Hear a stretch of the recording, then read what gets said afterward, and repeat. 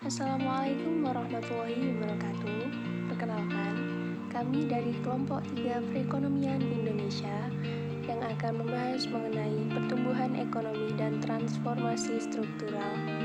Perkenalkan, saya Elok Rosalina NIM 12 dan ada teman saya yang lain, Sofiana Dwi Saputri dengan NIM 2, Filsa Kistina dengan NIM 13, Nurul Fitriah dengan NIM 15, Rita Yunyadida dengan NIM 24, dan Inka Sriwindia dengan NIM 30. Untuk pembahasan yang pertama, yaitu pertumbuhan ekonomi. Pertumbuhan ekonomi adalah peningkatan dalam kemampuan dari suatu perekonomian dalam memproduksi barang dan jasa. Pertumbuhan ekonomi lebih mengarah pada perubahan yang bersifat kuantitatif dan biasanya diukur dengan menggunakan data produk domestik bruto atau pendapatan output per kapita. Yang pertama, konsep dan perhitungan. Dalam pemahaman ekonomi makro, pertumbuhan ekonomi adalah penambahan PDB yang berarti peningkatan pendapatan nasional atau PN. Ada dua arti dari PN, yakni arti sempit dan luas. Dalam arti sempit, PN adalah PN, sedangkan dalam arti luas, PN dapat merujuk ke PDB atau merujuk ke produk nasional bruto atau PNB atau ke produk nasional neto atau PNN. Sesuai metode yang standar, perhitungan PN diawali dengan perhitungan PDB. Hubungan antara PDB dan PN, PNB sama dengan PDB plus F, PNN sama dengan PNB min D, PN sama dengan PNN min TTL. Tiga persamaan jika digabungkan, PDB sama dengan PN plus TTL plus D min F, atau PN sama dengan PDB plus F, D min TTL. PDB adalah jumlah NO dari ke-9 sektor. PDB sama dengan sigma NO. PDB adalah jumlah dari nilai tambah bruto atau NTB dari ke-9 sektor. PDB sama dengan NTB 1 plus NTB 2 plus dan seterusnya NTB 9. Pendekatan pengeluaran PDB. PDB sama dengan C plus L plus G plus X min M. Materi selanjutnya yaitu sumber-sumber pertumbuhan. Pertumbuhan ekonomi bisa bersumber dari pertumbuhan permintaan agregat dan pertumbuhan penawaran agregat. Dari segi permintaan agregat yang terdiri atas permintaan masyarakat, perusahaan, dan pemerintah, peningkatannya di dalam ekonomi bisa terjadi karena PN meningkat. Sisi permintaan agregat terdiri atas 4 komponen. Yang pertama yaitu konsumen rumah tangga, yang kedua investasi, yang ketiga konsumsi atau pengeluaran pemerintah, dan yang keempat ekspor neto. Kemudian dari sisi penawaran agregat, pertumbuhan output bisa disebabkan oleh peningkatan volume dari faktor-faktor produksi yang digunakan, seperti tenaga kerja, tanah, dan faktor produksi terakhir. Ini penting bagi sektor pertanian dan energi. Pertumbuhan output juga bisa didorong oleh peningkatan produktivitas dari faktor-faktor tersebut. Jadi, relasi antara output dengan faktor produksi dapat ditulis dalam suatu fungsi sederhana sebagai berikut. I sama dengan X1, X2, X3, Xn, di mana X mewakili volume output dan X1, X2 sampai Xn adalah volume dari faktor-faktor produksi yang digunakan untuk menghasilkan output tersebut. Tanda-tanda positif di bawah, setiap X menandakan hubungan antara setiap faktor produksi tersebut dengan output adalah positif. Jika X1 meningkat, output juga meningkat.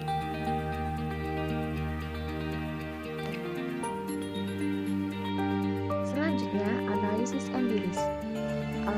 Pertumbuhan produk domestik bruto dan pendapatan nasional per kapita. Untuk mendapatkan sebuah gambaran yang sebenarnya mengenai kinerja perekonomian Indonesia sejak era Orde Baru hingga sekarang ini, perlu terlebih dahulu meninjau kembali secara garis besarnya kondisi perekonomian nasional pada periode sebelumnya, yakni pada era Orde Lama. Sejak Indonesia mendapatkan pengakuan kemerdekaan dari Belanda pada tahun 27 Desember 1949 hingga 1965, keadaan politik dan sosial di dalam negeri tidak pernah tenang. Akibatnya, kondisi perekonomian Indonesia selama era Orde Baru sangat buruk. Setelah rezim Orde Lama tumbang diganti oleh rezim Orde Baru yang dipimpin oleh Presiden Soeharto, kondisi perekonomian Indonesia mulai berangsur-angsur membaik dan dalam waktu yang relatif singkat pulih sepenuhnya dan tumbuh pesat. Dapat dikatakan bahwa selama pemerintahan Orde Baru sebelum terjadi krisis keuangan Asia tahun 1997 sampai 1998, Indonesia telah mengalami suatu proses pembangunan ekonomi yang spektakuler, paling tidak pada tingkat makro agregat. Keberhasilan ini dianggap banyak kalangan sebagai prestasi paling besar dari pemerintahan Orde Baru di bawah kepemimpinan Presiden Soeharto. Keberhasilan ini dapat diukur dengan sejumlah indikator ekonomi makro. Dua di antaranya yang umum digunakan adalah laju pertumbuhan produk domestik bruto per tahun. Kebijakan industrialisasi yang diterapkan pada waktu itu yang diawali dengan strategi substitusi impor dan pada tahun 1980-an diganti secara bertahap dengan strategi promosi ekspor telah membuat suatu perubahan yang signifikan di dalam struktur ekonomi Indonesia yang secara umum dikenal dengan transformasi ekonomi. Materi selanjutnya yaitu sumber pertumbuhan menurut sektor. Secara agregat, berdasarkan pengelompokan statistik internasional, ada 12 sektor di dalam ekonomi, yakni yang pertama, sektor pertanian, termasuk peternakan, perikanan, dan perkebunan. Yang kedua, pertambangan dan penggalian. Yang ketiga, industri pengolahan. Yang keempat, listrik, gas, uap, dan pasokan air bersih. Yang kelima, konstruksi. Yang keenam, perdagangan grosir dan eceran, serta bengkel motor dan mobil.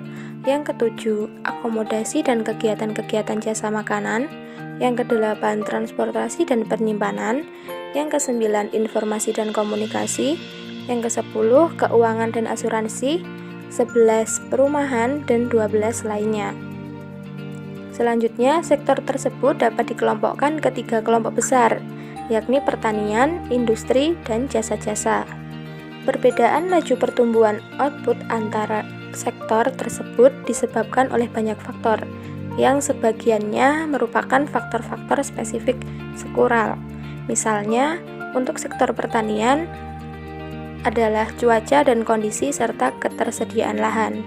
Cuaca yang buruk atau keterbatasan lahan bisa menyebabkan rendahnya pertumbuhan volume produksi di sektor tersebut.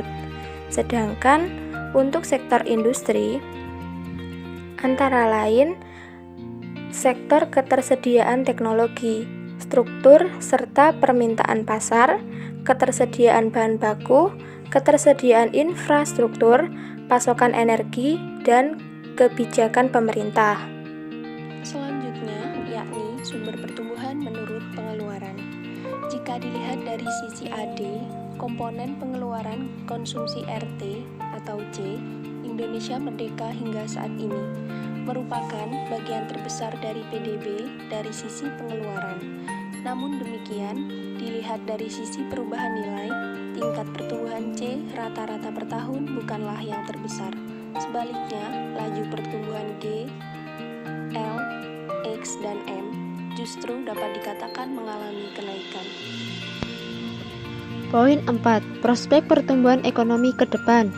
Melakukan stimulasi kebijakan fiskal dan moneter, struktur pertumbuhan ekonomi yang berorientasi pada permintaan domestik, mewaspadai inflasi yang terus rendah.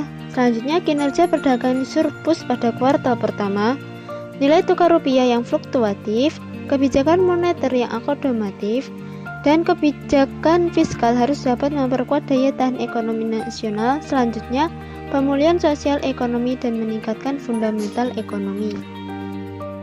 Saya Rita Yunianida, NIM 12402193024, ingin membacakan mengenai transformasi struktural.